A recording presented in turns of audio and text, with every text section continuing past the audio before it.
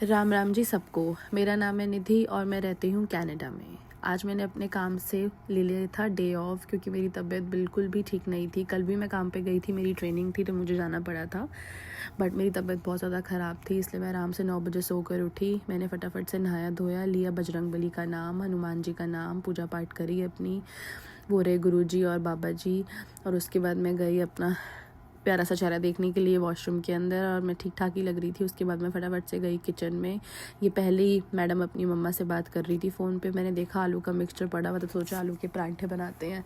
फटाफट से आटा बाहर निकाला और आलू के परांठे बनाने शुरू करे। पीछे हम लोगों ने दाल बनाई थी रात को, तो वो दाल पड़ी हुई है। आज मुझे ऐसा लग रहा था कि मैंने जैसे कल भी बताया कि मुझे 3-4 साल हो गए हैं कनाडा में आए हुए, लेकिन जैसे जैसे टाइम बढ़ रहा है यहाँ पे वैसे वैसे स्ट्रगल मैं कहूँ या होम सिकनेस बहुत ज़्यादा हो जाती है। और किसी किसी दिन तो मुझे ऐसा लगता है कि मैं क्यों ही आई हूँ कनाडा में, मैंने क्या ही करा मतलब।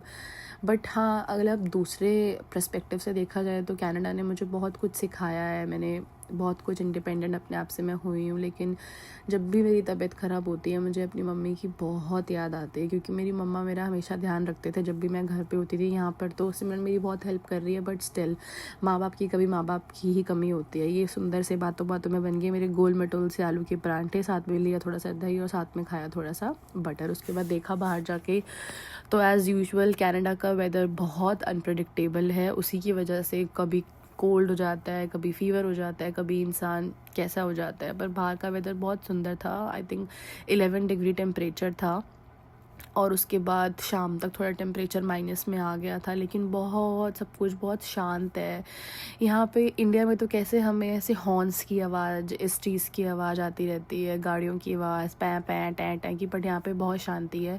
फिर हम थोड़ी देर हमने सोचा कि बैठे बैठे बोर ही हो रहे हैं, मैंने भी आज काम से ऑफ ले लिया था, तो हम फटाफट से बाहर गए कि चलो बाहर थोड़ा वॉक वगैरह करके आते हैं। तो फिर हम वॉक करने निकल गए बाहर। उसके बाद ऐसी बातें बातें करते हम बाहर पहुँच गए। ये मेरे घर के अपार्टमेंट्स के बाहर का व्यू है, बहुत सुंदर है यहाँ पे।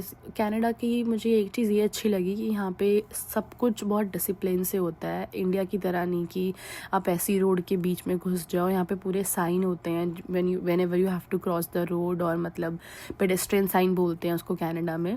बहुत सारी अब्रॉड कंट्रीज़ में है। आई होप वैसा रूल इंडिया में भी आए तो उससे एक्सीडेंट्स होने के चांसेस बहुत कम होते हैं, बट बाकी इंडिया भी अपना बढ़िया है जी।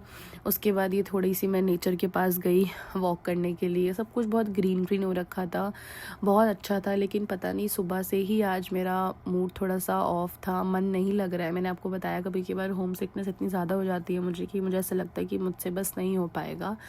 But at the end of the day अब इतनी दूर आए हैं तो मेहनत तो करनी ही पड़ी, क्योंकि इतनी दूर आके भी मेहनत नहीं करी तो फिर मुझे ऐसा लगता है कि हम क्या ही करने आए हैं। लेकिन मैं इस व्लॉग में एक बात ज़रूर कहना चाहूँगी। मुझे पता है जो भी मेरा ये व्लॉग देख रहे हैं, जितने भी बच्चे देख रहे हैं कनाडा में या कहीं भी किसी भी कंट्री में हो, मैं सिर्फ एक चीज़ उन सबसे शेयर करना चाहती हूँ कि प्लीज़ आप किसी भी कंट्री में जाओ, जब आप अपने पेरेंट्स से दूर होकर बाहर की कंट्रीज़ में आते हो तो प्लीज़ आप अपने पेरेंट्स को भी थोड़ा टाइम दो, उनसे बात करो। मतलब मैं ऐसे किसी का नाम नहीं ले रही, बट मैंने बहुत ज़्यादा अपने फ्रेंड सर्कल में देखा है और अपनी फैमिली में भी मैंने देखा है कि कुछ बच्चे पढ़ाई करने के लिए बाहर चले गए हैं तो वो भूल गए हैं कि उनके पेरेंट्स पीछे हैं।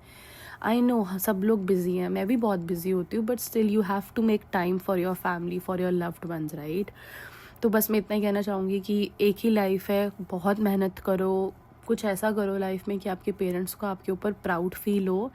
और अगर मुझे ऐसा लगता है कि बहुत सारे बच्चे ऐसे हैं जिनको चांस नहीं मिलता, बहुत मैंने देखा है लोग कनाडा के बारे में बोलते हैं कनाडा की पीआर टफ़ है, ये टफ़ है। हाँ टफ़ है, आप किसी भी कंट्री में चले जाओ टफ़ है, बट अगर आप मेहनत करोगे तो यू कैन अचीव दैट। उसके बाद जी बातों बातों में हम वापस आ गए घूम फिर कर। फटाफट से मैंने बैंगनों को भुना, क्योंकि हमारे घर में कनाडा में गैस ऐसी मोस्टली इंडक्शन रहता है, हमारे घर में ऐसा वाला है, तो इस पर भुनने में बहुत टाइम लग रहा था। 2 बैंगन थे मेरे पास, तो मैंने सोचा भरता बना लेती हूँ, कल काम है मेरा सुबह उठ के, उसके लिए भी काम आ जाएगा। बट इसको भुनने में सच में बहुत टाइम लग गया, और फिर मैंने 2 बार तो मैंने सायरन बजा दिया, ये बहुत प्रॉब्लम है यहाँ की।